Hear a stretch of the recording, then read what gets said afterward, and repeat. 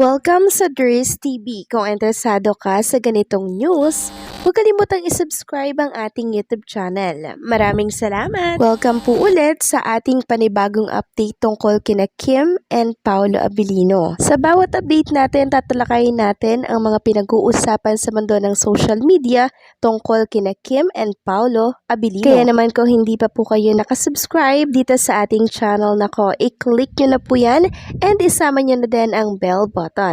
So, ayan, welcome back again sa ating YouTube channel mga ka-Kimpaw, and sa update natin ito, ang pag-uusapan natin ay tungkol sa mga importanteng kaganapan kina Kim and syempre kay Paolo Abilino. Pero bago po yan, gusto ko lamang magpasalamat sa mga patuloy po na sumusuporta at sumusubaybay sa mga daily update natin. Kaya bilang pasasalamat, narito ang mga napili nating komento patungkol po yan sa naging previous update natin. Una komento mula po ito kay Ginang Norma Dayag. Sabi niya, "Good day, Dries TV. Sana ipahinga mo na siya at ready na sila sa ASAP. Kaya work ay di nauubos, then saan kaya nagtuloy si Kimi, sa bahay niya or sa kondo kasama si Pao? Dries, di dapat na mapaghiwalay sila kasi very obvious na sila." At yung kay Celebrity Scoop ay by December daw kasal nila. TY Lord, if this legit, happy na naman kaming mga senior. God bless them both. So maraming salamat po sa komento at walang sawang pagbibigay po ng mga pahayag sa mga daily update natin, Ginang Norma Dayag. So, tayo na siguro yung pinakamasaya, no, pag nangyari yung about sa kasal by December, di ba? Sinong hindi sasaya nito? Sana legit nga po mga ka-Kimpaw, no?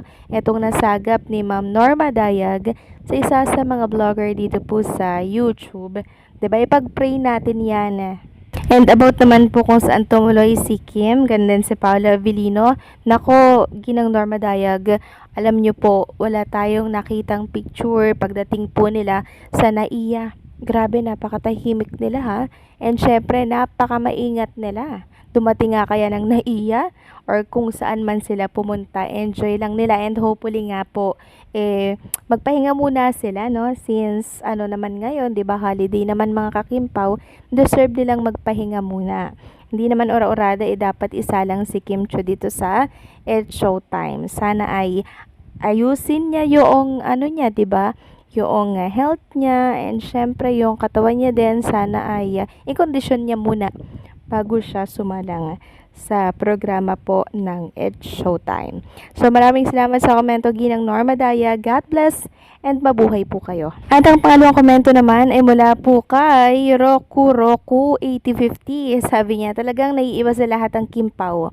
Pag samahin man ang lahat ng love team sa Pilipinas, sila talaga ang number 1 na pinakasikat. In fact, sa buong mundo nga, kilala sila.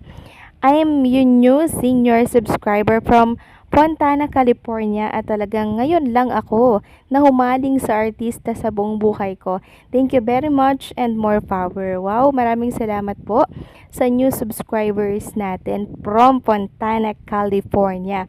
Maraming salamat sa patuloy po na pagmamahal, no, kay Kim and Paolo Abilino. And yes, talagang naiiba po si Kim and Paolo Abilino.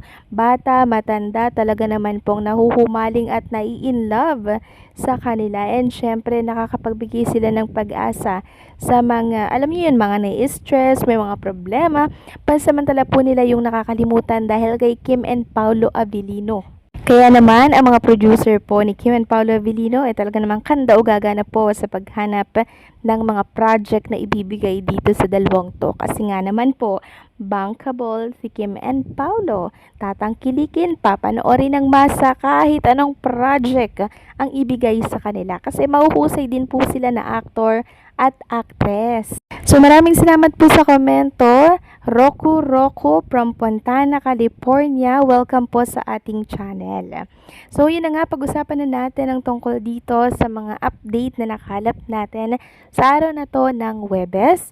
At unahin na nga nating pag-usapan ang tungkol dito sa nakalap nating picture, no? Mula kay Mench Roach. Sabi niya, kasama ba lokasyon ang Bohol sa Daalibay? Well, why not? Diba malapit lang naman sa Cebu ang Bohol. Makikita kasi dito mga kakimpaw, yung hawak-hawak ni Chinita Princess na toys na may nakalagay po na buhol. Sabi nga dito, wow, galing, nagbuhol ba ang Kimpaw o kasama sa location? Alang buhol sa Daalibay? Pero sure yan ha, si Pau yang katabi ni Kimi. So, dumaan nga kaya si Kim and Paolo Avellino sa Bohol kasi meron akong nakita mga kakimpaw na kasama po sa flight or pag-alis itong si Twinkle. So, kung nagbuhol sila, di hindi talaga yan sila makikita dyan sa Naiya. 'Di ba? Kasi may dinaanan pala, no, mga kakimpaw. At hindi lang yan, meron din tayong nakita pong picture ni Kim and syempre ni Twinkle kasama po yung kanyang asawa. And then, marami pong nakapansin na bakit daw panay gulay po yung isang plato dyan sa tabihan na hagip daw po ng camera. So, sino ang mahilig sa gulay? Sinong hindi kumakain ng karne dyan at panay isda lang? Diba si Paolo Avellino mga kakimpaw?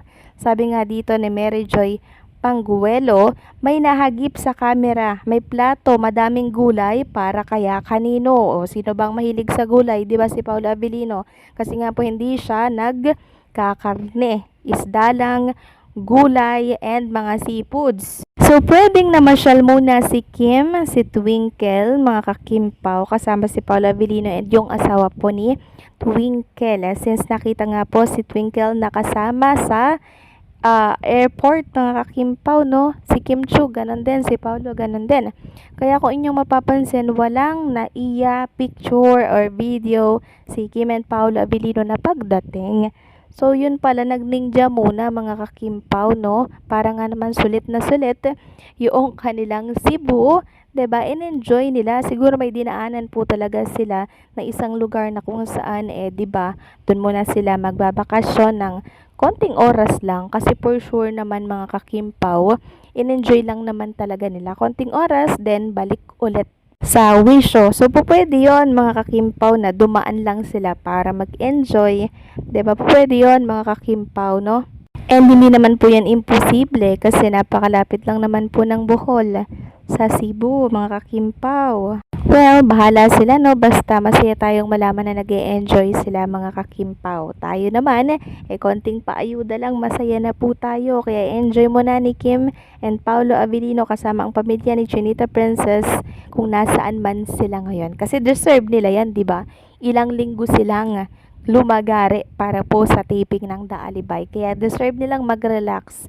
Deserve po nilang magliwaliw at mamasyal sa ibang lugar. Kaya wag na muna siyang pumasok mamaya, mga kakimpaw, no? Wag na muna, enjoy na lang niya yung oras kasama si Paolo, kasama yung pamilya niya kasi deserve ni Chinita Princess yang mga yan, no? Yan po yung isa sa mga na-miss ni Kim Chu habang siya po ay nagtitaping dito sa Cebu. So, anong sa inyo dito mga kakimpaw? Please comment down below. So, paano hanggang dito na lamang po ang update natin? Maraming salamat sa patuloy po na pag-suporta.